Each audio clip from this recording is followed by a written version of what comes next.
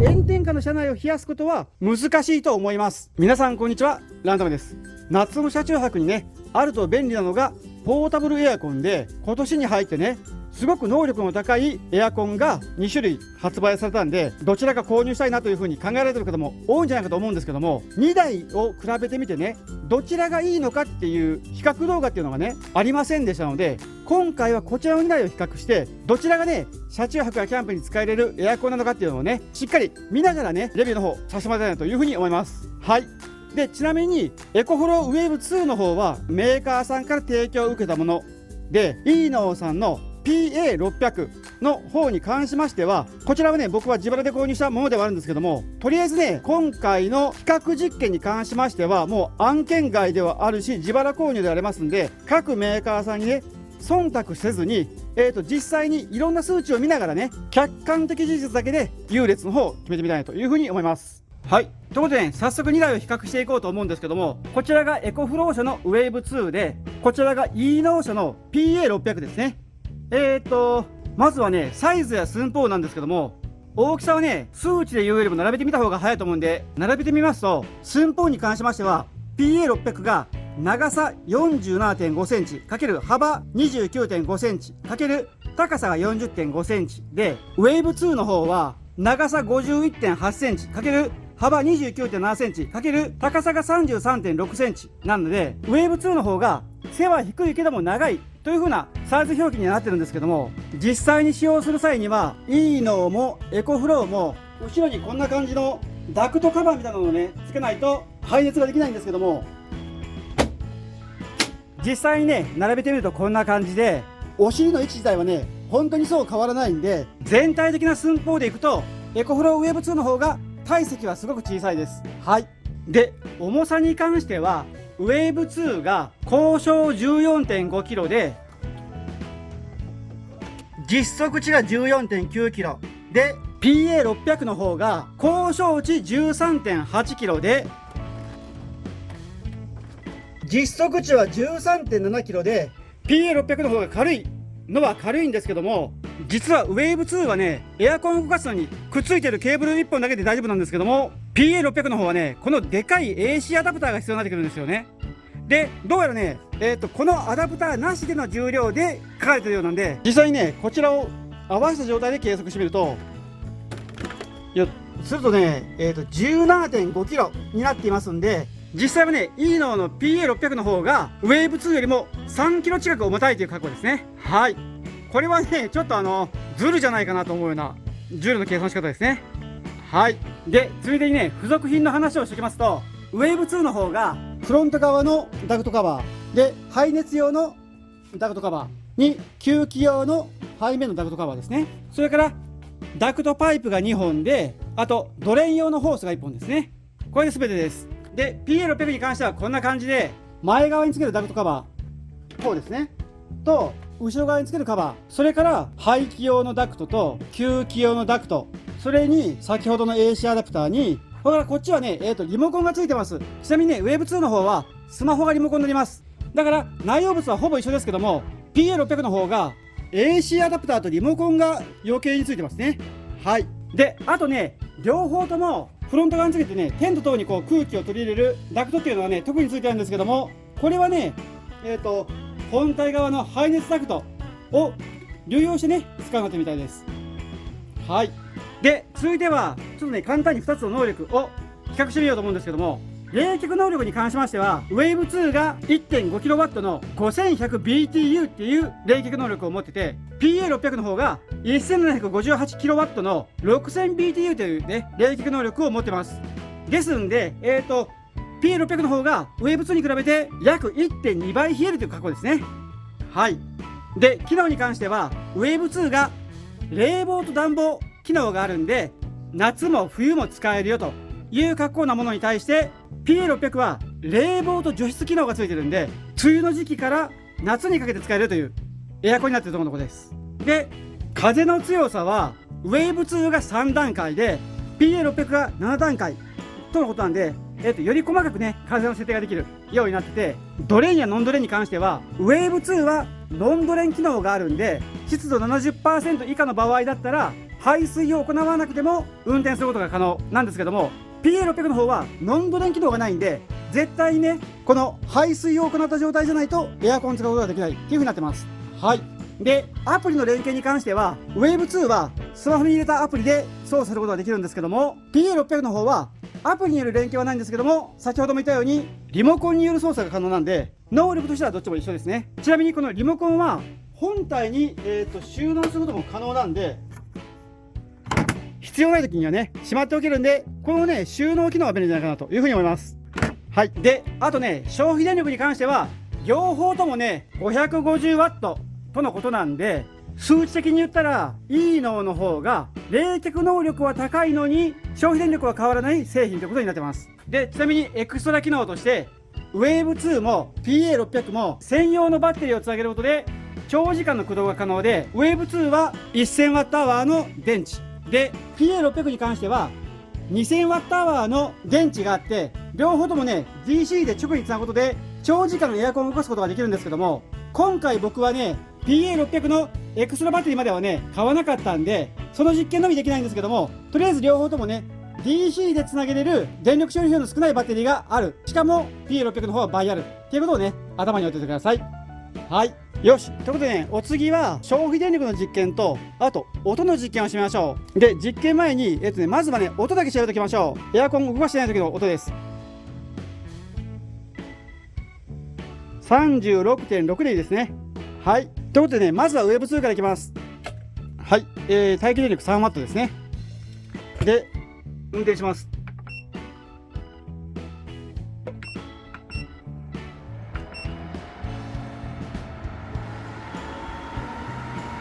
はい。ものの10秒ほどでもうエアコン動き始めました。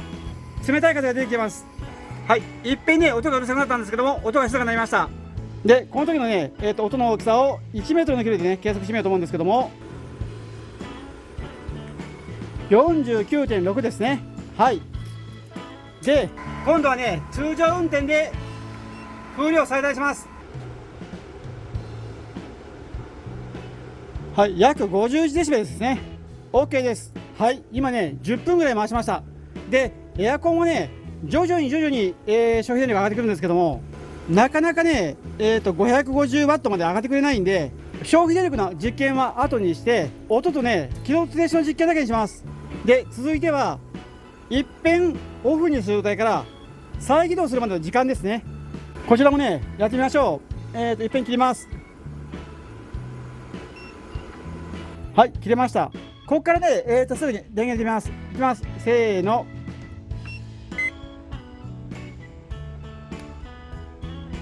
でまだただ風が出てきてるだけです。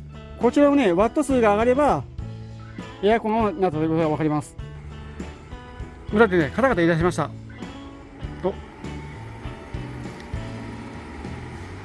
はい。動き出しましたね。1分50秒ぐらいでエアコンが再起動しました。よいしょ。ですんでね相当短い時間で再起動できたことになりますね。はい。よし。じゃあね次はねイーノーの PA600 の方行ってみたいと思います。はい。オンになりました。いきますよ。せーの。よし。はい。動き始めました。こちらは早いですね。200W ぐらいまでね一気に上がりました。で最初にねシューという音がしたんですけども、すぐにね落ち着いてエアコンね動作状態に入りました。今16度設定で風力4なんですけども、風の勢いが強いです。エコフローよりかは風の勢い強いと思います。おー、なるほど。でしかもねもうすでにね冷たい風が出てきてます。でエコフローはね10分ほどで 400W まで上がったんですけども、 PA600 の方は2分ほどでね 360W 近くまで上がりました。おー、これはちょっとすごいな。で音の大きさ実験、風力一番最低の状態で音を計測してみると 53.5 ぐらいですね。なるほど。風が一番弱い状態でも53デシベルぐらいあるみたいです。じゃあね風を一番強めてみましょう。マックス状態です。すると 55.5 ぐらいですね。だから音はね交渉通りの大きさです。ただし音の質というんでしょうか、なんかねガラガラといったような感じの大きさの音はあるんで、音を比較した際にはねウェーブ2の方が音も小さくて静かに感じます。逆にね PA600 の方がガーっていうような感じの音がしてうるさいです。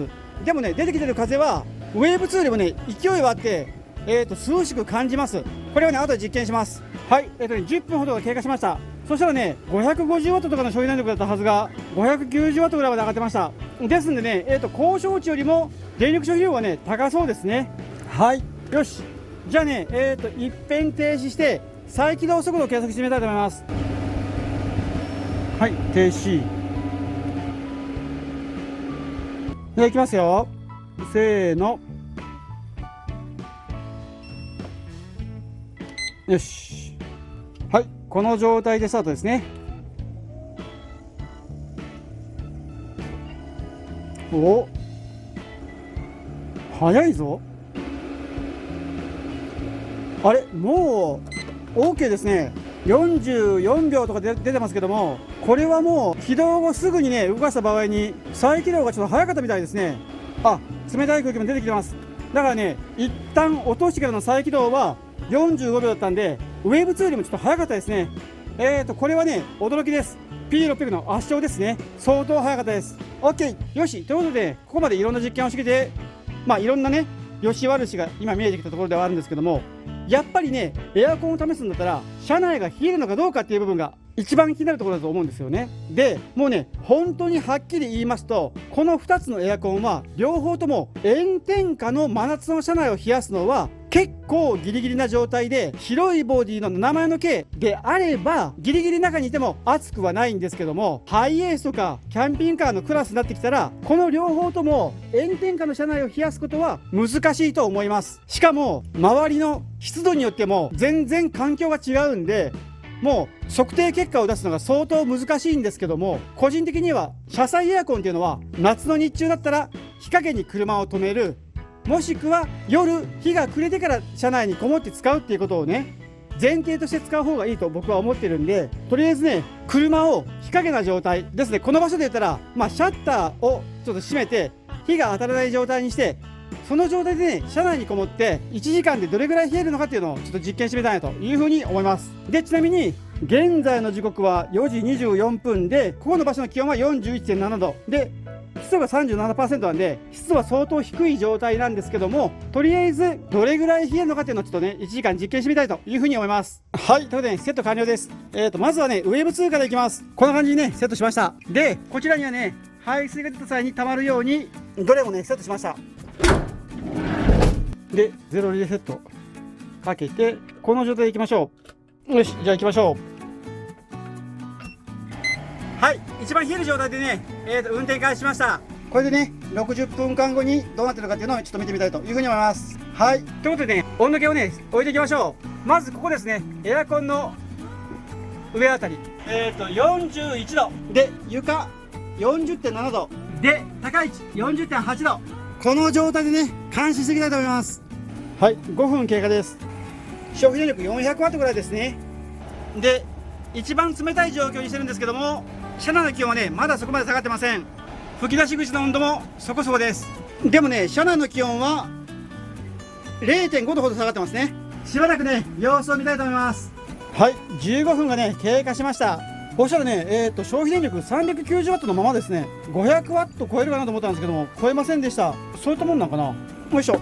でこの時の気温なんですけども、ウェーブ2のね本体の上の気温は変わってませんね。 41.8 ぐらいです。で床の温度はね 38.6 度ですね。少し下がりました。天井付近の温度は 38.3 度ですね。当初考えた通りマースの位置をね車内はやっぱちょっと下げるのは難しそうですね。でもね実験は続けてみたいと思います。はい、30分経過しました。そしたらね消費電力はね 380W ぐらいでから変わりませんね。もうこれ以上冷えないのかな。僕が思ってたね 550W は間違えたのかもしれません。で気温はね今結構下がり始めてて、本体の上の温度は 40.9 度ですね。エアコン自体はね少し暖かい状態です。で床の温度は 37.2 度ですね。結構涼しくなりました。であと上部の温度は 36.7 度ですね。4度ほど下がりました。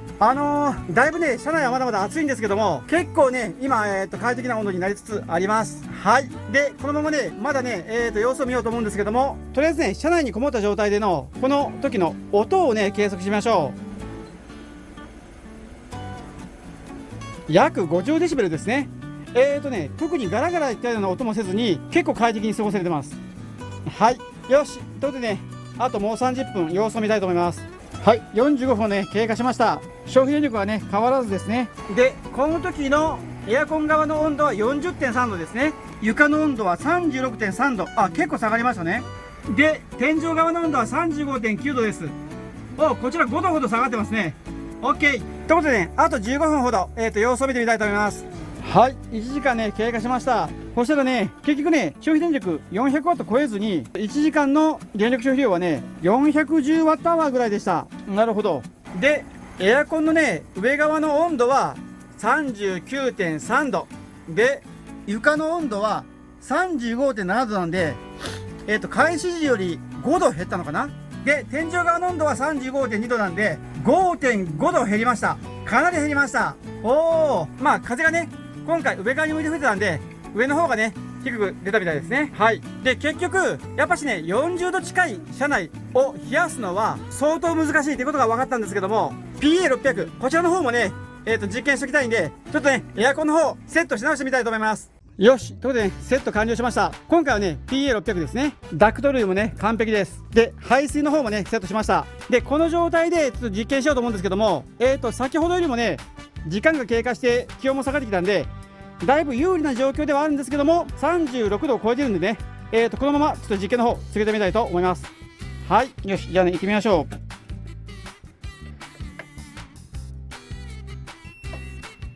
う。はい。運転スタート。車内の気温はね、37度ですね。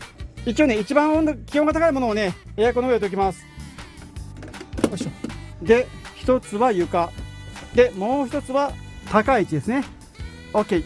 で、先ほどよりもね、外気温が下がってきてるんで、有利な結果になると思うんですけども、もうね、このまま行ってみたいと思います。はい、5分がね、経過しました。現在の消費電力は 450W ぐらいですね。で、本体の上の温度なんですけども、38.2 度で変わらず、床の温度は 36.7 度なんで、0.5 度ぐらい下がりましたね。で、上の温度は 36.4 度なんで、0.6 度下がってます。気温が下がってきて有利なのは分かるんですけども、それでもね、パワーは感じますね。で、風の勢いに関しましては、風向きがね、2方向に、好きな方向に変えれるんですけども、正直なところ、マックス状態での風の強さは、エコフローウェーブの倍ぐらいあります。だから、風の勢いはすごい強いです。で、しかも涼しいです。はい。忖度なしに言ってます。ただし、動作音なんですけども、こちらはね、ウェーブ2よりかは結構大きめに感じます。で、さっきと同じね、僕の今いる場所でちょっと音を計測してみようと思うんですけども、54ぐらいですかね。54デシベルぐらいです。で、その中にちょっとね、ガラガラ音とバタバタ音がしてるんで、うるさいなと感じるタイプの音です。はい。ウェーブ2はこんな音はしませんでした。ということでね、さっきと同じように15分後、30分後、45分後、1時間後というふうにね、見ていきたいと思います。はい、15分がね、経過しました。で、本体の上の温度計は 37.2 度でしたね、さっき。ですんで、1度ぐらい下がってましたね。で、床の温度は 34.8 度なんで、最初よりも3度以上下がってます。で、天井の温度はと言いますと、34.1 度なんで、こっちはね、3度近く下がりました。実験ね、続けます。はい、30分がね、経過しました。消費電力はね、530W ですね。で、エアコンの上の温度は 35.3 度。ぐっと下がりました。で、床の温度は 32.4 度。こちらも下がりましたね。で、じゃあ天井の温度は 32.5 度。室内全体がぐっと減ってる感じですね、これは。はい、45分がね、経過しました。そしたらね、消費電力ね、ちょっと下がってきました。510W ぐらいですね。で、エアコンの上の温度は 33.7 度ですね。だいぶこちらもまた下がりました。床の温度は 30.7 度。ぐっと下がりましたね。なるほど。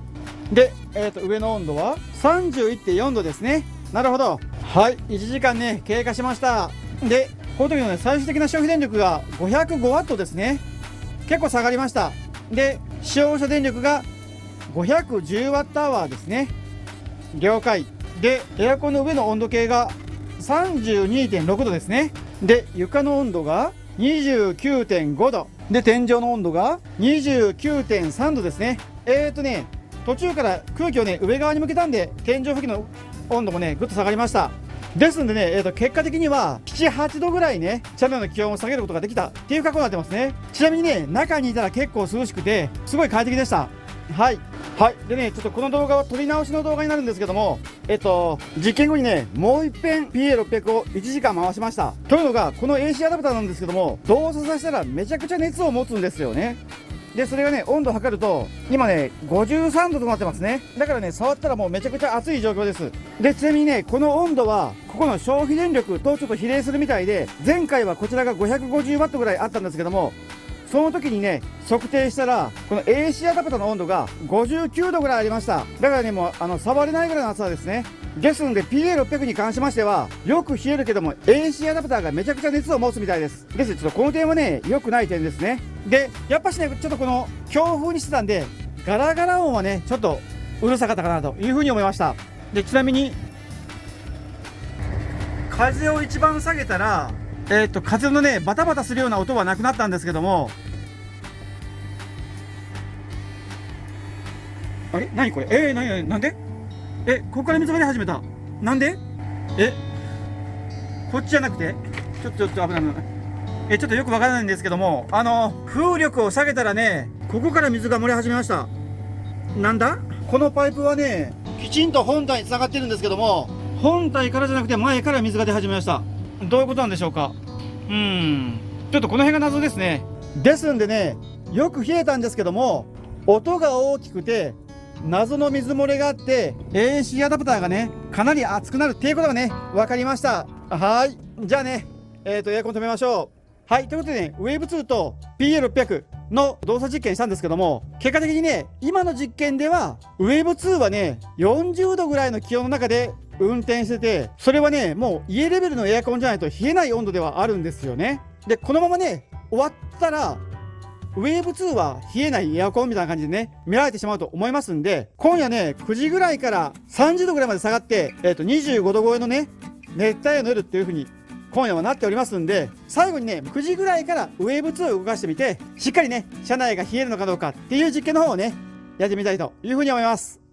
はいということでちょっとね組み直します。はいということでねもう9時をね回りました。で外気の気温は下がってきたんですけども、倉庫の中はね暑くて車内がね 32.5 度ぐらいとかねあってすごく暑いんで、車をねちょっと表の方にね移動させました。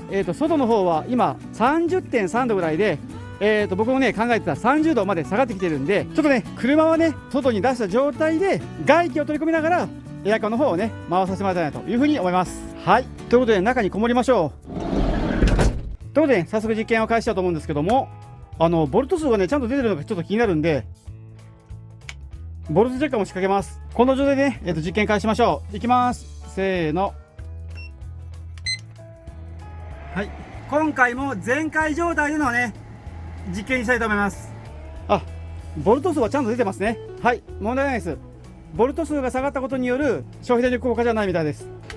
で車内の気温は 32.9 度の 32.3 度の 32.3 度なんで、今回もね一番高いやつをここに置いて、一つは床、そして一つはね天井に置いておきたいと思います。でこの状態でね実験の方を行っていきたいと思います。はいそうこうしたらね5分経過です。もうね実際のところさっきよりもすごく涼しい風が出てきてます。で現在のね気温は 32.3 度ですね。5分で 0.6 度下がりました。で床のものは 31.8 度、こちらもね 0.5 度下がりました。で天井のものも 31.4 度なんでこちらもね同じぐらい下がりました。 OK 順調に下がってますね。はい15分はね経過しました。そしたらね消費電力は 380W ですね。ここまでの電力消費量が 80Wh ぐらいです。すごい少ないです。15分で 80Wh。 OK で、この時の温度が 30.8 度ですね。 OK 結構下がってきてます。で床の温度が 30.1 度なんで 1.5 度ぐらい下がりましたね。で天井の温度はというと 28.9 度、ぐっと下がりましたね。オッケーオッケーオッケー。お昼間と比べてから温度の下がり方がね、運転の差ですね。やっぱりね40度ぐらいの気温ではちょっと難しいみたいです。よし、ということでね、引き続き様子を見ていきたいと思います。はい、30分経過しました。そしたらね、消費電力、500ワット超えましたね。 OK です。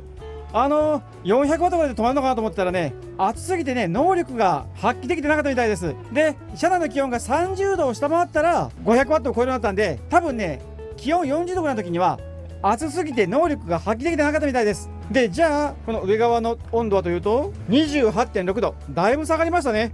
で床の温度はと言いますと 27.3 度ですね。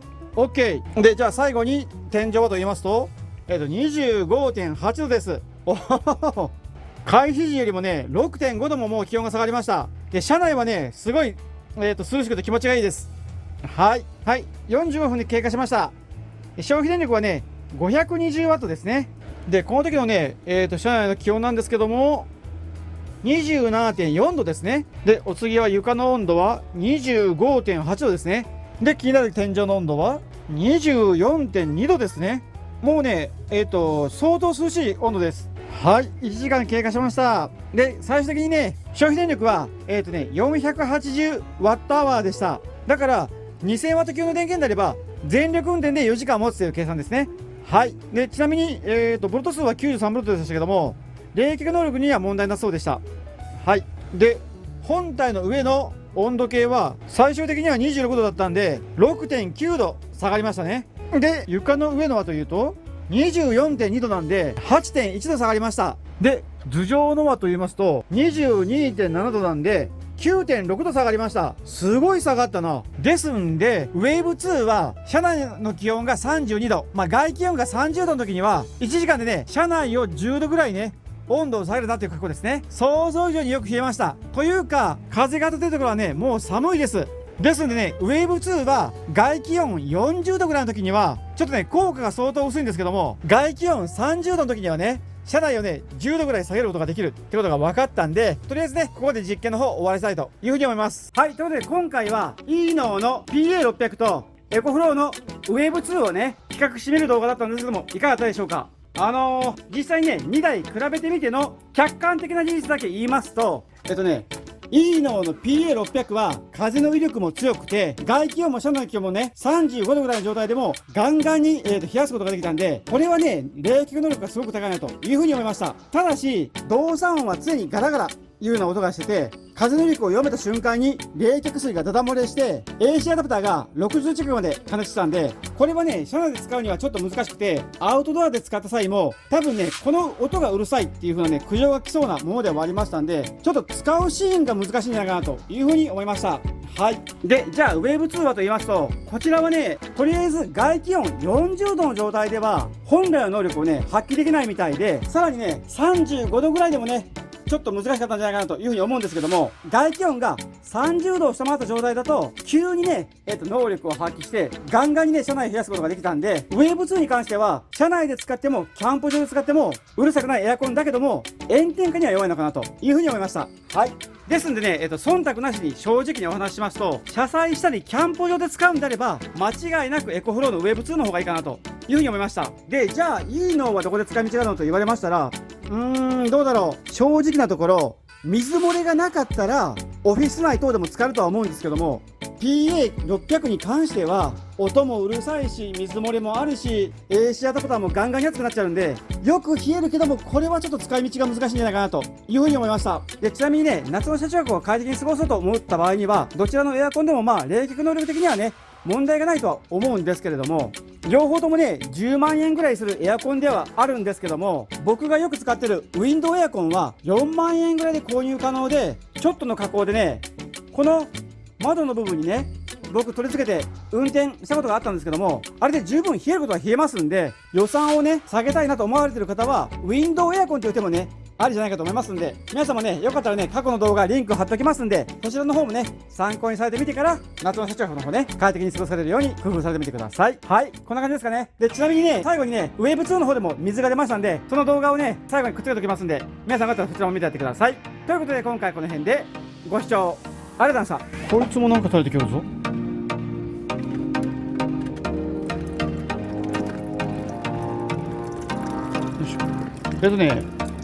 水は中に溜まってたみたいですね。ドレンレベルまでは行ってなかったみたいです。ただし、いいののエアコンみたいに勝手に漏れてくることはなかったですね。はい。ちなみに、出てきた水の量は 300cc ぐらいで、いいのとね、同じぐらい出てきました。はい。